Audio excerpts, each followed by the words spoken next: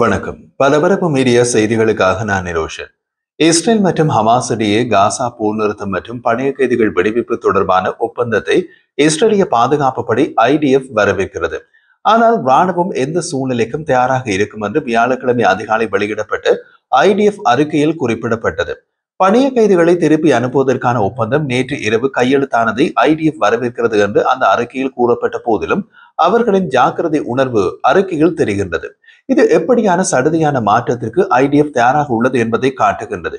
அவர்கள் ஏதாவது சடுதியான மாற்றத்தை எதிர்பார்க்கிறார்களா என்பது தெரியவில்லை. நேற்றிரவு நடைபெற்ற சூழ்நிலை மதிப்பீட்டின் போது அனைத்து முனைகளிலும் உள்ள அனைத்து படைப்பிரிவுகளுக்கும் வலுவான தற்காப்பு நடவடிக்கைகளை தயாரிக்கவும் எந்த ஒரு சூழ்நிலைக்கும் தயாராக இருக்கவும் தலைமை தளபதி அறிவித்தார். அதே நேரத்தில் பணைய கைதிகளை திருப்பி அனுப்பும் நடவடிக்கைகளுக்கான ஏற்பாடுகள் உணர்திறன் மற்றும் தொழில்முறையுடன் செய்யப்பட வேண்டும் என்று IDF-இன் தலைமை தளபதி லெப்டினன்ட் ஜெனரல் இயால் ஜமீர் உத்தரவிட்டார். இருப்பினும் ஒரு அதிகாரப்பூர்வ ராணுவ வட்டாரம் இஸ்ரேலிய ஊடகம் வாலாவிடம் கூறிய போது இந்த கட்டத்தில் அரசியல் தலைமையால் உத்தரவுகள் பிறப்பிக்கப்படும் வரை போர் நிறுத்தம் இல்லை என்றது. இந்த நிலைப்பாடு சமாதான ஒப்பந்தம் இஸ்ரேலிய அமைச்சரவையால் ஏற்றுக்கொள்ளப்படும் வரையா அல்லது அதற்கு பின்னரும் தொடருமா என்பது தெரியவில்லை. அதே நேரத்தில் போர் நிறுத்த அறிவிப்பு வெளியான பின்னரும் தாக்குதல்கள் நடந்தன. தெற்கு இஸ்ரேல் மற்றும் காசாவுக்கு அருகிலுள்ள நகரங்களில் வசிப்பவர்கள் நடந்து வரும் IDF தாக்குதல்களால் ஏற்பட்ட சக்தி வாய்ந்த வெடிப்புகள் கேட்டதாக தெரிவித்தனர். காசா நகரத்தில் உள்ள இலக்குகளை நோக்கி பீரங்கி தாக்குதல்கள் நடத்தப்படுவதை ராணுவம் உறுதிப்படுத்தியது. ஆர்ட்லரி ஷெல்கள் வந்து வீழ்ந்ததை காசாவில் வசிப்பவர்களும் உறுதிப்படுத்தினார்கள். அதிகாலை 2:30 மணிக்கு காசா நகரத்தின் சப்ரா பகுதியில் குண்டுகளால் சூழப்பட்ட ஒரு கவச பணியாளர்கள் வாகனத்தை IDF அளித்தது. அது மிகப்பெரிய வெடிப்பு சத்தத்தை ஏற்படுத்தியது. முன்பு சவுடி செய்தித்தாள் அல் ஹதாத் ஒப்பந்தத்தின் கீழ் காசாவில் போர் நிறுத்தம் என்று வியாழக்கிழமை பிற்பகலில் தான் நடைமுறைக்கு வரும் என்று எதிர்பார்க்கப்படுகின்றது என்று செய்தி வெளியிட்டது. காசா நகர பகுதியிலும் காசாவின் பள்ளத்தாக்கிலும் வடக்கிலும் IDF தொடர்ந்து செயற்பட்டு வருவதாக IDF-இன் அரபு செய்தி தொடர்பாளர் அவித்தே அட்ரே வியாழக்கிழமை காலை சமூக வலைதளம் எக்ஸில் ஒரு பதிவில் காசா குடியிருப்பாளர்களை எச்சரித்தார்.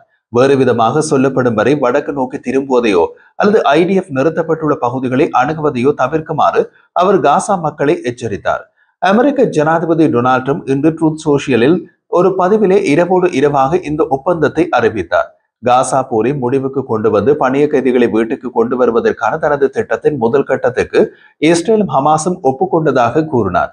இஸ்ரேலும் ஹமாஸும் எங்கள் அமைதி திட்டத்தின் முதல் கட்டத்தில் கையெழுத்திட்டுள்ளன என்பதனை அறிவிப்பதில் நான் மிகவும் பெருமைப்படுகிறேன் என்று ட்ரம்ப் எழுதினார். இதன் பொருள் அனைத்து பணைய கைதிகளும் மிக விரைவில் விடுவிக்கப்படுவார்கள். மேலும் இஸ்ரேல் தனது படைகளை ஒப்புக்கொள்ளப்பட்ட கோட்டுக்கு திரும்ப பெறும் வலுவான நெலிகான மற்றும் நீடித்த அமைதியை நோக்கி முதல் படியாக என்று குறிப்பிட்டார். அதன் பின்னர் அவர் வெளியிட்ட பதிவில் காசா போரில் அனைத்து தரப்பினரும் நியாயமாக நடத்தப்படுவார்கள். அரபு மற்றும் முஸ்லிம் உலகுக்கும் இஸ்ரேலுக்கும் அனைத்து அண்டை நாடுகளுக்கும் அமெரிக்காவுக்கும் இது ஒரு சிறந்த நாள் என்று குறிப்பிட்டார். பின்னர் ஃபாக்ஸ் நியூஸுக்கு அளித்த பேட்டியில் காசாவில் அமைதியை பேணுவதில் அமெரிக்கா நேரடியாக ஈடுபடும் என்று ட்ரம்ப் கூறினார். அந்த நேரடி ஈடுபாடு எப்படியாக இருக்கும் என்பதை அவர் குறிப்பிடவில்லை. அவர் மேலும் தெரிவித்த போது காசா மிகவும் பாதுகாப்பான இடமாக இருக்கும் என்று நாங்கள் நம்புகின்றோம். அது மறுகட்டமைக்கப்படும் இடமாக இருக்கும். மத்திய கிழக்கில் உள்ள பிற நாடுகள் அதை மறுகட்டமைக்க உதவும். ஏனென்றால் மத்திய கிழக்கில் உள்ள நாடுகளிடம் மிகப்பெரிய அளவிலான செல்வம் உள்ளது. அவர்கள் புதிதாக கட்டமைக்கப்பட்ட காசாவை காண விரும்புகிறார்கள் என்று ட்ரம்ப் கூறியதாக CNN செய்தி வெளியிட்டுள்ளது. அவர்கள் அதை வெற்றிகரமாக செய்வதற்கும் அமைதியாக இருக்க உதவுவதற்கும் நாங்கள் உதவுவோம் என்று ஜனாதிபதி மேலும் கூறினார். அதன் அர்த்தம் காசாவில் ஏற்பட்ட அழிவுகளை சீர் செய்யும் பொறுப்பு சக இஸ்லாமிய நாடுகளை சார்ந்தது. அதில் அமெரிக்கா உதவிகளை எதிர்பார்க்காதீர்கள். புதன்கிழமை மாலை காசா போர் அதன் 3வது ஆண்டில் அடியெடுத்து வைத்த பின் வியாழக்கிழமை அதிகாலையில் கடந்த மாத இறுதியில் இஸ்ரேலும் ஹமாஸும் வெளியிட்ட முழுமையான அமைதி திட்டத்தின் முதல் கட்டத்திற்கு இஸ்ரேலும் ஹமாஸும் ஒப்புக்கொண்டதாக ஜனாதிபதி ட்ரம்ப் அறிவித்தார். எகிப்தில் பல நாட்கள் பேச்சுவார்த்தைகளுக்கு பின் இந்த ஒப்பந்தம் ஏற்பட்டது. கத்தார், எகிப்து மற்றும் அமெரிக்கா உட்பட மத்தியஸ்த நாடுகள் தமக்கிடையே நேரடியாக பேச்சுவார்த்தை நடத்தாத இஸ்ரேல் மற்றும் ஹமாஸ் மீது அழுத்தம் கொடுத்து வந்தன. காசாவின் மனிதாபிமான நெருக்கடி மேலும் மேலும் மோசமாகி வருவதால் பல மாதங்களாக போர் நிறுத்தம் குறித்து தவறான தொடக்கங்களுக்கு பின்னர் இந்த ஒப்பந்தம் திடீரென்று வளர்ச்சியடைந்ததாக தோன்றியது. செப்டம்பர் தொடக்கத்தில் ஏற்பட்ட ஒரு நிகழ்வு பேச்சுவார்த்தைகளில் ஈடுபட்ட தரப்பினர்களிடையான இயக்கவியலை வெகுவாக மாற்றியது. செப்டம்பர் 9ஆம் தேதி கத்தாரின் தோஹாவில் உள்ள ஒரு குடியிருப்பு பகுதியில் இஸ்ரேல் குண்டுவீச்சு நடத்தியது. அங்கு ஹமாஸ் உயர்மட்ட பிரதிநிதிகள் போரை முடிவுக்கு கொண்டு வருவதற்கான திட்டத்தின் வாய்ப்பு குறித்து விவாதித்துக் கொண்டிருந்தனர். தாக்குதல் ஹமாஸ் பேச்சுவார்த்தைகளை கொள்ளவில்லை என்றாலும் அது மத்திய கிழக்கு மற்றும் வாஷிங்டனில் உள்ள அதிகாரிகளை கோபப்படுத்திய ஒரு ஆத்திரமூட்டல் செயலாக பார்க்கப்பட்டது. ஆரம்பத்தில் இது போர் நிறுத்தத்திற்கான எந்த ஒரு வாய்ப்பையும் அளித்ததாக தோன்றியது. கத்தார் பிரதமர் ஷேக் முகமது பின் அப்துல் ரஹ்மான் அல் தானி இஸ்ரேலிய அரசாங்கம் அமைதிக்கான வாய்ப்புகளை உருவாக்கும் ஒவ்வொரு முயற்சியினையும் நாசப்படுத்த முயற்சிப்பதாக குற்றம் சாட்டினார். கத்தார் ஒரு அமெரிக்க நட்பு நாடு. அது ஒரு அமெரிக்க ராணுவ தளத்தை கொண்டுள்ளது. அதனால் இஸ்ரேலிய தாக்குதல் ட்ரம்பை கடினமான நிலையில் வைத்தது. அவர் சமூக ஊடகங்களில் எழுதிய போது, இறையாண்மை கொண்ட நாடாகவும் அமெரிக்காவின் நெருங்கிய கூட்டாளியாகவும் இருக்கும் கத்தாருக்குள் ஒருதலைபட்சமாக குண்டுவீச்சு நடத்துவது மிகவும் கடினமாக உழைத்து தைரியமாக எங்களுடன் சேர்ந்து அமைதியை நிலைநாட்ட ஆபத்துக்களை எதிர்கொண்டு வருகின்றது. கத்தாரில் நடத்தப்பட்ட தாக்குதல் இஸ்ரேலியோ அல்லது அமெரிக்காவின் நோக்கங்களையோ முன்னேற்ற போவதில்லை என்று எழுதினார்.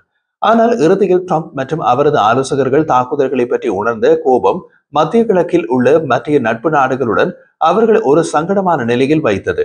போரை முடிவுக்கு கொண்டு வருவதற்கான ஒரு கட்டமைப்பை ஆதரிக்க இஸ்ரேலிய பிரதமர் பெஞ்சமின் நேதன்யாகுவுக்கு அழுத்தம் கொடுக்க அவர்களை தூண்டியது. செப்டம்பர் 23 ஐக்கிய நாடுகளின் சபையில் பொதுச்சபையில் ட்ரம்ப் மற்றும் ஜனாதிபதியின் மத்திய கிழக்கு தூதர் ஸ்டீவ் விட்காஃப் அரபு மற்றும் முஸ்லிம் பெரும்பான்மை நாடுகளை சேர்ந்த மூத்த அதிகாரிகளுடன் ஒரு சந்திப்பை நடத்தினார். அதில் அவர் போரை முடிவுக்கு கொண்டு வருவதற்கான திட்டத்தின் வரையறைகளை கோடிட்டு காட்டினார்கள். அதில் அரபு நாடுகளால் ஏற்றுக்கொள்ளப்பட முடியாத விஷயங்களும் இருந்தன. ஆனால் அனைவரும் அந்த திட்டத்தை ஒப்புக்கொண்டனர்.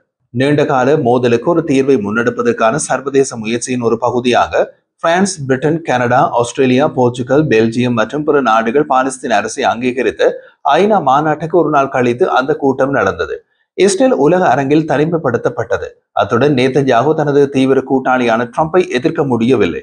செப்டம்பர் 29 வெள்ளை மாளிகையில் நேதன்யாகு தனது பக்கத்தில் இருந்த போது போரை முடிவுக்கு கொண்டு வருவதற்கும் மீதமுள்ள பணிய கைதிகளை விடுவிப்பதற்கும் போருக்கு பிந்திய காசாவை நிர்வகிப்பதற்கும் ஜனாதிபதி தனது 20 அம்ச திட்டத்தை வெளியிட்டார். அந்த வருகையின் போது ட்ரம்ப் பார்த்து கொண்டிருக்கும் போதே இஸ்ரேலிய தாக்குதலுக்கு மன்னிப்பு கேட்குமாறு கத்தார் பிரதமரை நேதன்யாகுவை தொலைபேசியில் அழைக்க வைத்தார். பின்னர் ட்ரம்ப் ஹமாஸுக்கு அழுத்தம் கொடுக்க தொடங்கினார்.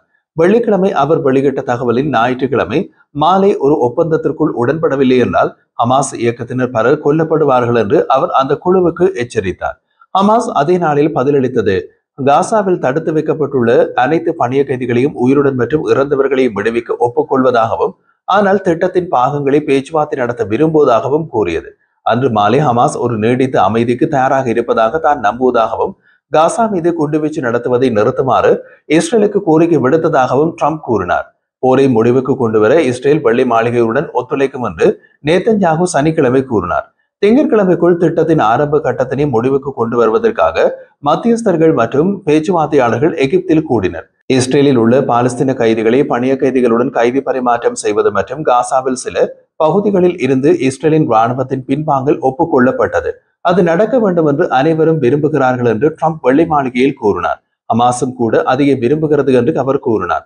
விட்காஃப் ட்ரம்பின் மருமகனும் முன்னாள் மத்திய கிழக்கு ஆலோசகருமான ஜெராட் குஷ்னர் மற்றும் கத்தார் பிரதமர் உட்பட உயர்மட்ட பேச்சுவார்த்தையாளர்கள் எகிப்தில் பேச்சுவார்த்தையில் இணைவது குறித்து அறிவிப்புகள் விரைவில் வந்தன.